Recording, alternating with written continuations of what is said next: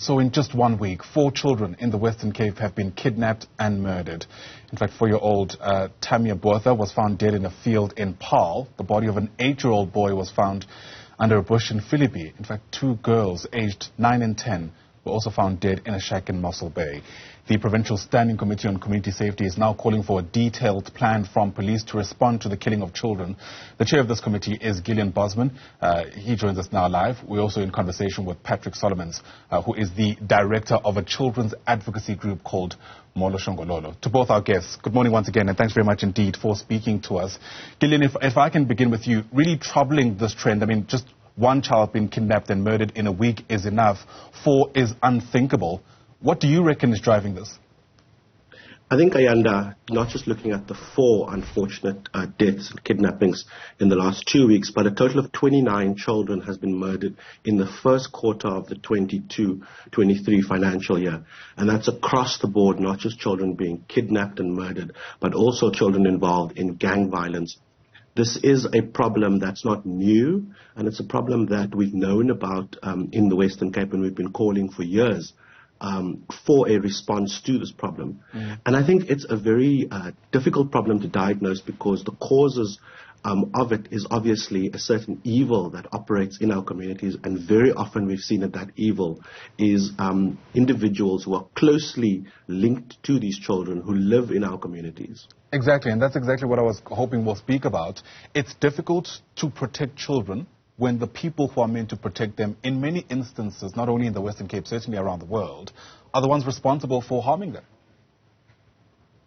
I think that is the case, and I think what we've tried to do in the Western Cape through the Western Cape's Eye on the Child program, through the work of the Western Cape Children's Commissioner, and through the Walking Bus initiative that's run by our Community Safety and City Directorate, has been to create a safe space for children. We know that the best place for children is to be with their families, and we need to look at how do we strengthen family relationships. But we also need to address the massive failure that when people do seek help, very often the capacity within the South African Police Service is non-existent. Sure. Patric, let's bring you into the discussion. You know, it's kind of difficult to kind of gauge ways of ensuring that children can protect themselves because, again, they're just children, and this is not something that they should be worried about. But the reality, of course, is pointing us into a different direction. As an advocacy group for children, through your work, what have you learned typically works when you want to ensure that children are as equipped as they can to safeguard themselves around this issue? Well, Mr. Bosman is quite correct, and it is a very difficult and complex problem that is quite rooted within certain kind of conditions that we experience, not only today, but it's been going on for a very, very long time. It is the issues of dispossession, unemployment, poverty-related stuff, and increased levels of economic stress that people experience. We've just come out of a pandemic, and for the last 2 years, like many of our services have been shut down, basically. And we've seen people they're falling on hard times. We've seen increased levels of criminality in recent months, for example. And then we've also seen the most awful horror where criminals are turning onto children for economic gain. And this is not a new phenomenon, but we've seen an increase in these kinds of things where they turn on children. It's not only the children of the middle classes and those who have money, but they're also turning on the children of the poor. So they're indiscriminate.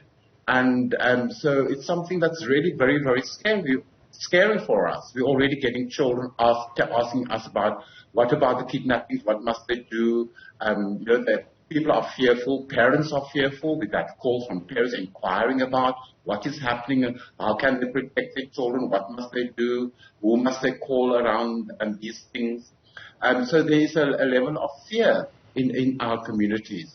So from where we are sitting as focusing on issues of child care and protection issues, we do feel that yes, we do have a capacity issue with our policing. We do find that there are some challenges within the police, and therefore we feel that there need to be a bit more a coordinated response to child protection, not only in the province but also nationally. Yeah, we'll speak about. It's been a problem that's been going on for far too long, right? And that we haven't had an effective response to prevent and to reduce and to combat these kinds of crimes. It feels like I think, Patric, I want to agree with you there, Patrick, and I think one of the failures of the national government in the last few years has been the inability to appoint a National Children's Commissioner. In the Western Cape, we've started that process, and our commissioner's in its infancy stages, and the commissioner's done really innovative work in also bringing the voices of children in.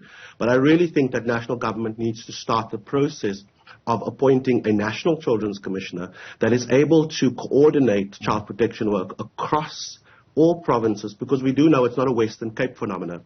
In the Western Cape, we are very good at identifying the problem and documenting the problem. And one of the tools that we have at our disposal in this province is the Child Death Review, which is a collaboration between the Departments of Social Development, Community Safety, Health, the National Prosecuting Authority, and the South African Police Service to ensure that when child murders do occur, that a coordinated prosecutorial response takes place. But I think that for many communities and many parents who have lost children, it's a little too late. So I really today want to call on national government to really push forward with appointing a national commissioner, because the reality is we also have a very weak National Department of Social Development.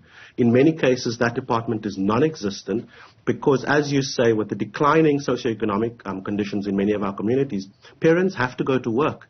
And unfortunately, the care of children are sometimes left up to other children or family members who cannot look after children as well. Sure, and one wonders what kind of psychological effects that might have. We'll speak about that in a bit more detail just now, but I wanted to gauge from you, Gillion, whether you reckon we're able to solve this problem without, A, improving our investigative abilities, because many experts will tell you that any criminal is likely to continue with their criminal activity if they believe they won't be found. And we find that in many instances, that's the reality in our country. People just get away with it. I think that's part of the problem. And you know what we found in the Western Cape? There's been a 7% decrease in the detectives allocated to this province. And of the 2,785 detectives at police stations in the Western Cape, 45% of them who are eligible to take the basic detective learning program have not done it. Just over 91% have not completed the specialized detective learning program. So you're right that when you've got a police force where the skill set is so poor, the coordination is non-existent, and there doesn't seem to be a political will to get the basics right, it's very difficult to expect a detective with 250 plus cases to be able to solve a child murder. And that's the message that goes out to perpetrators, is that it's going to take them a long time to catch me. And many times we've seen the perpetrators are serial offenders. These are people who have been in prison, who are released from prison, and who once again prey on children in our communities, because there is a lack of ability to, A, identify who these people are, B, do the kind of investigative work that leads to actual cases that can be prosecuted in court. Because we can investigate until we're blue in the face, but unless the National Prosecuting Authority has a case that they can prosecute, we will see those people back on the street. For sure. Patrick? But Mr. Bosman, I hear what you say, but what I find is that the politicking around children's well-being and these things of children is really hampering our responses. I would have expected by now that the provincial leadership would have had an urgent meeting with the police that involved the communities as well, to show that that they are responsive, trying to address these issues.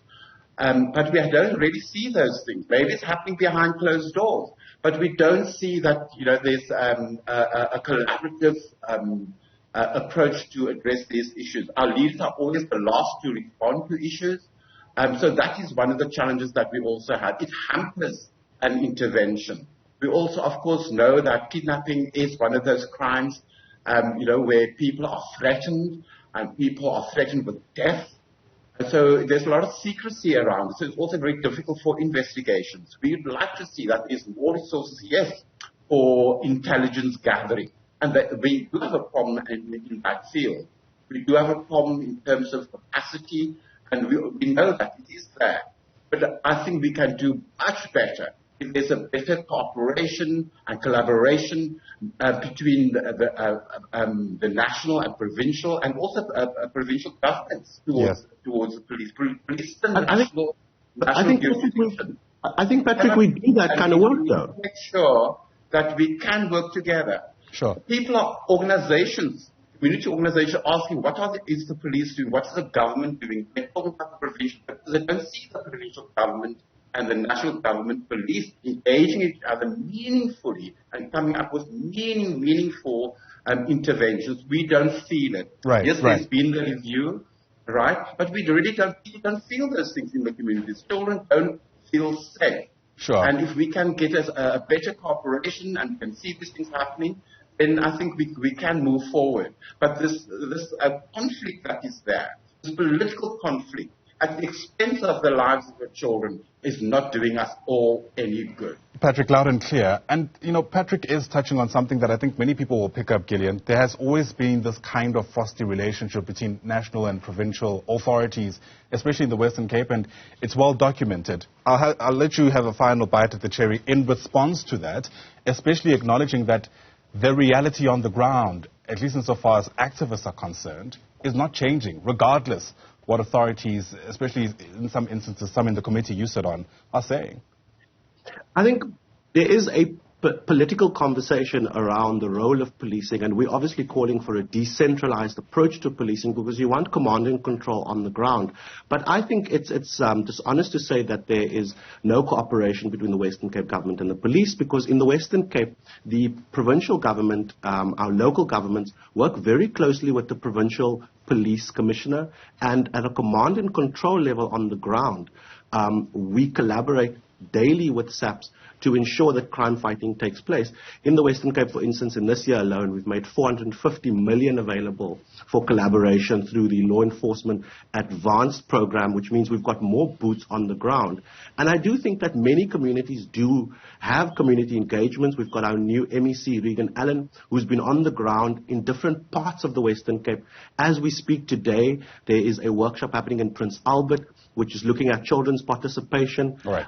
We've got all those kind of engagements. We've got an urgent meeting which we've called with both the national and the provincial police commissioner to look at how do we strengthen the detective services. So I do think that there's a lot of behind the scenes work where the Western Cape offers resources, where the Western Cape offers engagement, and the Western Cape offers the help, and that help has been accepted by the South African Police Service.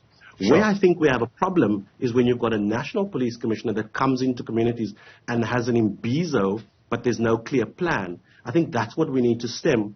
And I do want to agree with Mr. Solomons that a lot of the cooperation needs to be improved, not just from a policing perspective, but from a whole of society approach when it comes to child protection. Right. And it starts with that conversation around nationally, who is responsible for child protection?